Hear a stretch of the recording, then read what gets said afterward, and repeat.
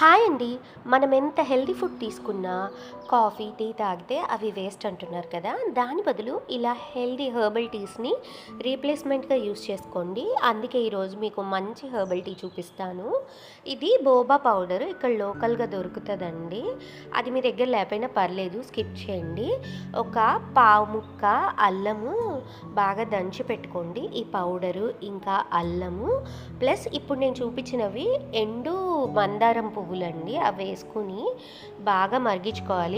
అదే మీ దగ్గర ఫ్రెష్ పూలు ఉంటే ఇప్పుడు వేయొద్దు. ఫస్ట్ జింజర్ వేయండి.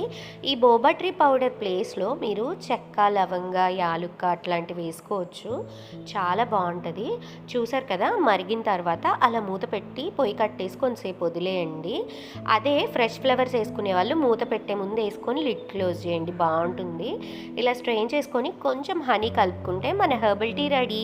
Thank you so much for watching.